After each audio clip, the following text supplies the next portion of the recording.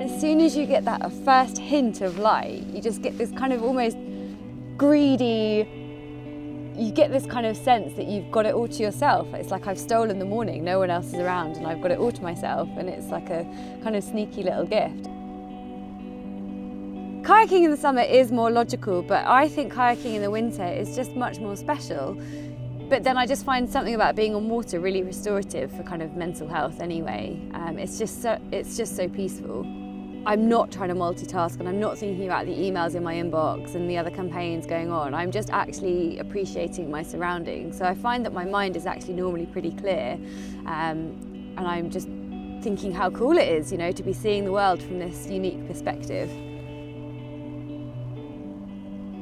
I think kayaking wins on top of other modes of transport for me, just because I love the water so much. I think you can see things from a kayak that you just can't see from roads, so it's a really unique way to explore other places. I feel like when you get into that good paddling rhythm, you know, you feel like you're in tune with the world, because like you're just gliding along effortlessly and there's just nowhere else you would rather be at that moment. It feels like you're doing exactly what you should be doing.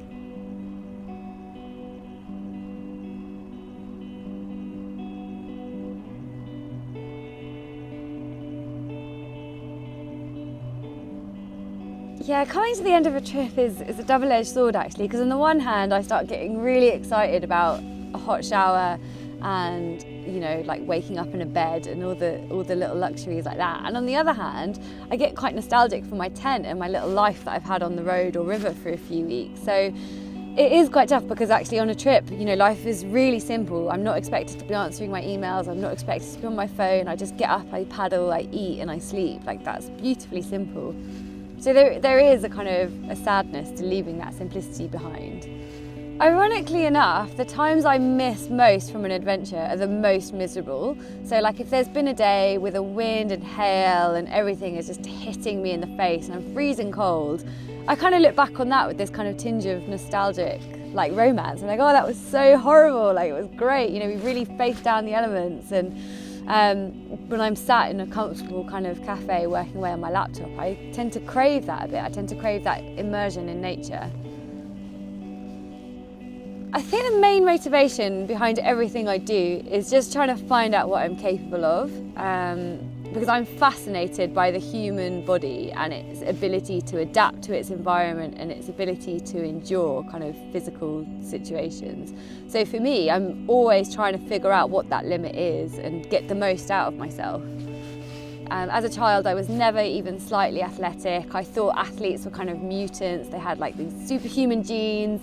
And so I feel like having smashed that idea to pieces and redefined that, I've opened up this whole new world for myself, and I feel really proud of that. And I feel really proud that I didn't kind of settle for less, and that I am trying to redefine things and push my boundaries a bit more. I don't ever see myself wanting to not experience the world in this way. I might kind of do it in different ways as I get a bit older, and I'm sure there's different kind of methods to explore, but for me it's just about making the most out of every day and making the most out of my environment, and I can't see that changing.